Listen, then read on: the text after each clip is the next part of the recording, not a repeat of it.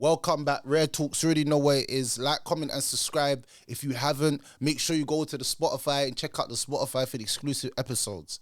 And yes, we're back with another Rare Reactions. Yes, we're back with another one. So today, obviously, we're taking a trip to a place in Africa that's called Tunisia. Now, before we get this started, I just like to make it clear that racism inside of Islam is haram. It is haram. And the Prophet Muhammad sallallahu alaihi wasallam said this in his last sermon. But the people, they have customs and norms where they look down on other people. And the reason why I started with that disclaimer at the beginning is because some things that you might see today may be very distressing. So I'm giving you a disclaimer from the beginning that Islam and racism have nothing into. But the people in there, you'll see, have a lot of weird ideologies. And I'm talking about weird.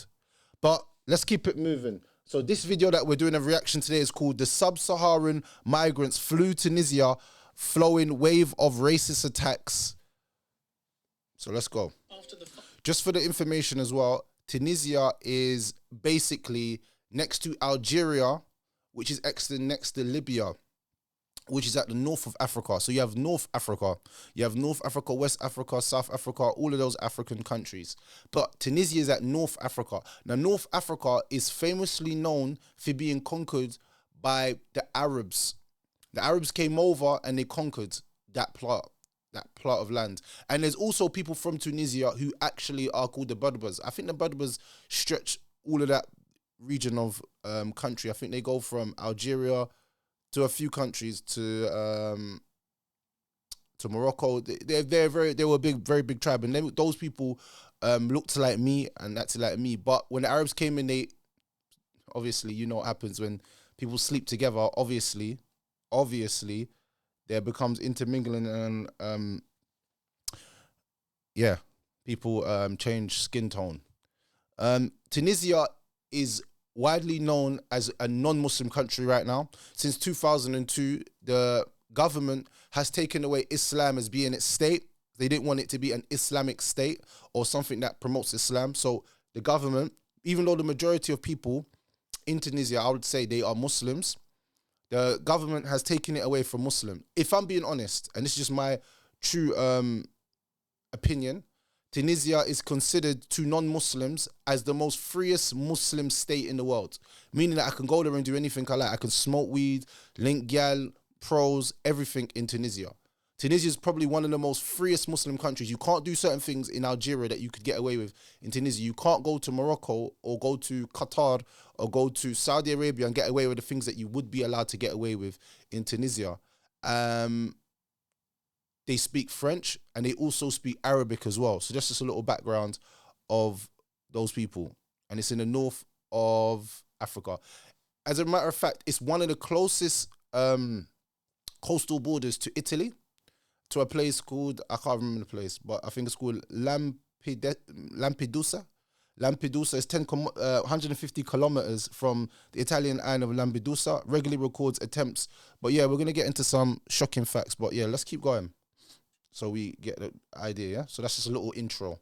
To the 5 years that they have spent in Tunisia, their whole life must be made to fit into just a few suitcases. Heartbreak for Oscar and his wife. These two Ivorians have chosen to return to their country of origin. They no longer want to have to suffer the almost daily threats and attacks. It didn't take long for me to start regretting coming here, only 4 or 5 months. I have to say it, I am not happy here. For example, I was once beaten up on the bus because I dared to ask the ticket collector for my change. He told me that I did not give him any money. Then all his brothers started to beat me up on the bus. So, first case of abuse, this black man's recording that he would rather go back to his country of poverty than suffer at the hands of racism. Now, any person that comes from a poor country, they come from a poor country, and they say, I cannot cohabit here, I cannot live here because the racism that I'm feeling is worse than the poverty that I was feeling in that country. That is actually a very big thing, you know. Historically, people have migrated all over the world and found themselves even in places of racism where they've connected and stayed there. Because in the 80s and the 70s, it wasn't nice for black people to be in the UK. There was a lot of racism, but we stuck it out and we fought for our rights. But these men are saying, no, it's like the government, the taxpayers, the people, everybody's against them. And as you can see, these people are from Ivory Coast.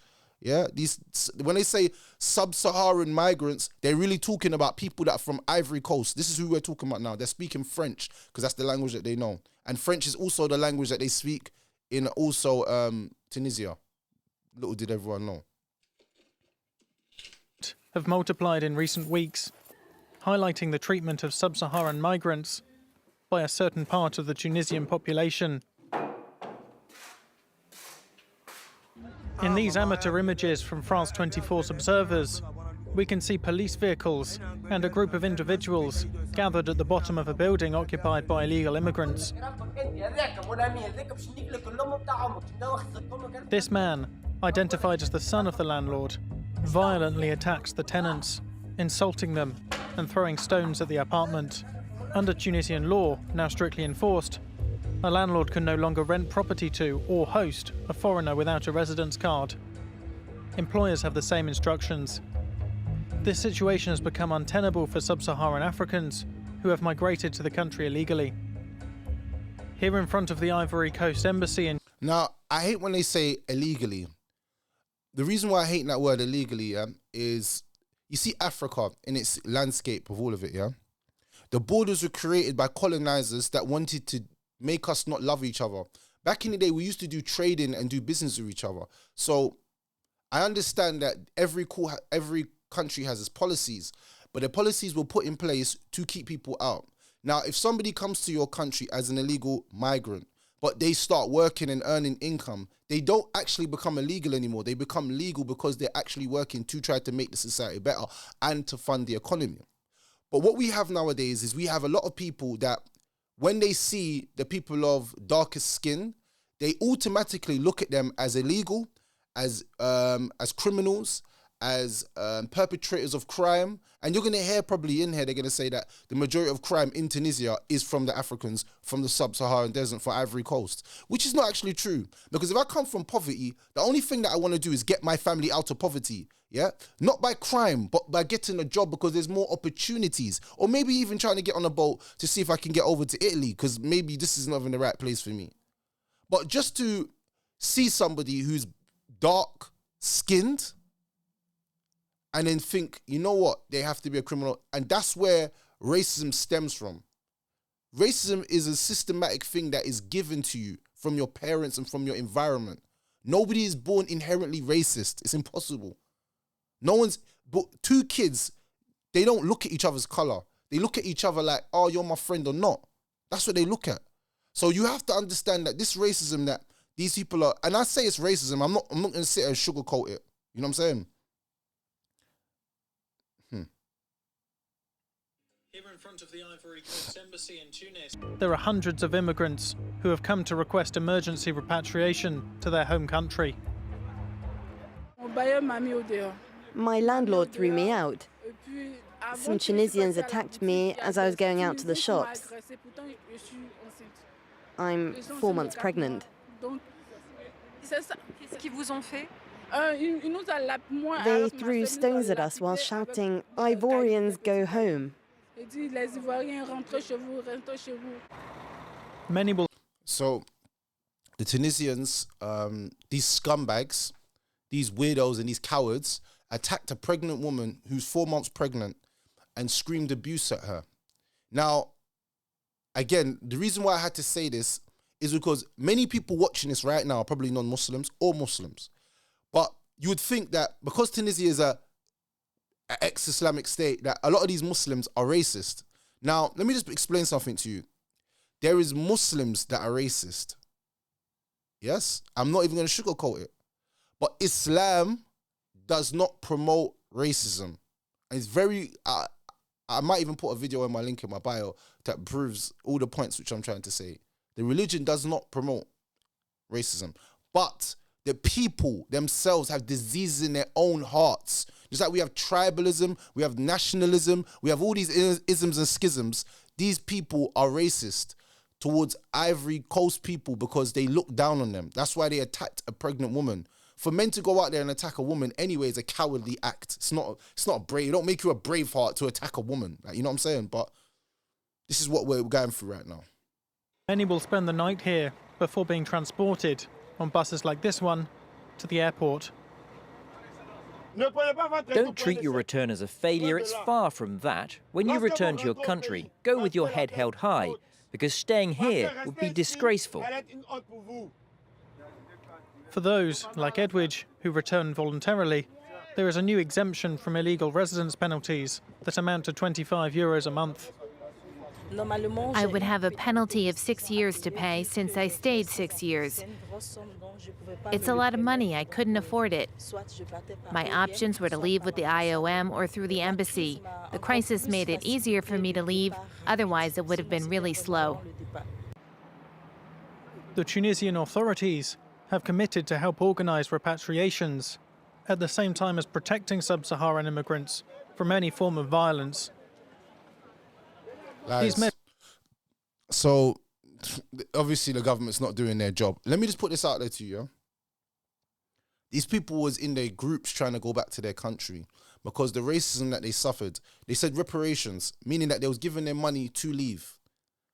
Now, we're going to get to the reason why they wanted this to happen, but I want you to understand that a person who comes from complete poverty and tries to move to another country, trying to better their life, and are abused because of their skin color, that is called oppression. It's called oppression. It's called oppression. Help your person, help your brother when you see him, or help your sister who's in need. Their skin color shouldn't be a factor to wanting to help people, because wanting to help people helps yourself. Our souls are in need of helping others, not in displacing them and hating them and doing evil towards them. That's really evil. These measures have been taken in order to ease the tensions that have shaken the country since comments made by the President Kais Saied inflamed the situation. In a speech, he had denounced, among other things, the presence of hordes of illegal immigrants supposedly responsible for violence and crime in Tunisia. Comments that have caused concern among part of the population and that have been condemned by NGOs and the country's main trade union. We join them once again. The government has made, the Prime Minister have made comments about them causing crime and doing this. Do you know the government in any country, the media and how the government work? If you lot didn't know this, the BBC is run by the Tory party. I only learned this about Gary Lineker recently. People are going to think, what? How didn't you know that? Yeah, I just realised it. The Tory party actually control the BBC. That's why he's not allowed a match of the day. But anyway, away from that point, the Tunisian government has made racist, or not racist, let's say derogatory and prejudiced statements against Ivory Coast people, the Ivorians. Now, if you know anything about propaganda and about publicity, as somebody who's in authority, someone who has a big influence, you have to be careful what you say, because you can enrage a situation more than it's meant to. So the government's saying weird stuff. But on top of the government saying that, just another thing, the government made radical comments and changes to its policy due to the low election votes. So the government got low election votes. So somebody probably told him, look, it's because we got a lot of black people here and you're not talking about it, and it's a crisis. They're taking all our jobs, blah, blah, blah. Same with Brexit, yeah? So he said, you know what, let me change up my game. So the Tunisian president made an outlandish statement that there's a conspiracy to change a country's racial makeup. And he named it the Great Replacement. Imagine a president of a country saying this statement. That is wild. He said there's a conspiracy to change the country's the racial makeup. These Ivory Coast people don't even want to be with Tunisian women. They want to be with women that look like them. They love their own. But they will make this as a statement like, the only way we can change the racial makeup is if we interbreed. So that means that you're getting upset. And again, it comes down to insecurity of some of these Arab guys. They have massive insecurities to the point where they'll see a woman, they'll see a black woman, they'll see a Tunisian woman with a black man, and they automatically think, oh, she's nasty, she's this, she's that. They're both Muslim, alhamdulillah. This ain't got nothing to do with Islam. Oh, he's got a big one, he's doing her. So they're insecure about themselves. It's called the inferior complex. Sometimes we're thinking that they're looking at us with a superior complex when they're actually looking at us with an inferior complex. And it has nothing to do with Islam. And I say it with my whole chest. But anyway, that's weird, isn't it? Anyway, let's keep going. Thousands of kilometres away.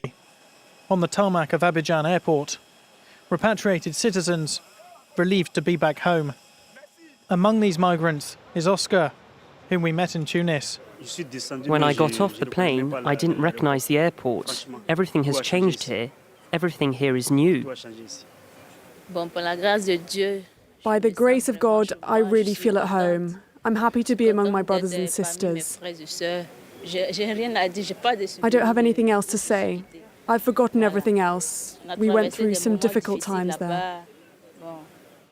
Here to welcome them are their families, along with members of the government. The returned migrants are taken and looked after in a centre for the next 3 days, so authorities can provide medical and psychological care. Tonight, we're very pleased to welcome home our compatriots who have voluntarily decided to return to Ivory Coast. So, the Ivorian foreign minister has welcomed back their people with open arms. And you know what? They're showing the Tunisians how Islam is really meant to be. You're meant to welcome your brothers and sisters with open arms. You're meant to show them nothing but love and respect and honor, because that's what Islam preaches. But what the people do is two different things. But this is what Islam preaches. She's being a true Muslim. This is what I see Islam as. Somebody who wants to take people in 3 days, they're going to go through psychological treatment and take care of them for 3 days. People come to your country, you're meant to take care of them. They're taking back their own people and showing them nothing but love. Now, people might be like, but they're their people, they're meant to do that. But I think that this is what I'm saying about a lot of times in the world, black people have always let other people into their countries and never looked at them anyway. And the people have probably used that as an advantage to try and take advantage of us. All the time it happens. But we still, with our open hearts, don't put that on anybody. We just say that, yeah, this is how some people are, and we keep it moving. Done. The unfortunate events that took place in Tunisia. Some 1,300 Ivorians have already applied for repatriation. This out of a total of 7,000 currently living in the country. So, that was sad. That was really sad, if I'm being honest with you, because just seeing people go through trauma and it hurts my heart to see. And it's not because they're Sub-Saharan migrants. It's just the fact is to see people, humans, going through oppression in any form. It just makes me feel sad. So my heart goes out to all them Ivory Coast people that had to suffer at the hands of people that they thought they were their brothers, but treated them nothing like enemies. So yeah, man, I haven't really got much more to say. It's kind of sad, but it is what it is. This is what really does happen in the world. I hope everyone understands. Just another statistic that I just wanted to go through quickly with everybody is that maybe a lot of you lot don't know this, yeah, but they see the same people that's looking down on them. There's a fact. It says Tunisia, a North African country whose coastline is less than 150 kilometers from the island of Lampedusa in Italy, regularly records attempts made by migrants to leave for Italy. According to official Italian figures, more than 32,000 migrants, including 18,000 Tunisians, arrived illegally in Italy from Tunisia in 2022. So the same people that are attacking these black people for being illegal migrants try to enter Italy illegally. Make it make sense. Make it make sense. You're going to someone else's country and acting like a migrant, but when migrants come to your country, you treat them bad. The hypocrisy is crazy nowadays. We've got to keep our head above water and think positive all the time, man. But yeah, we're out. Another episode, rare reactions. Bow.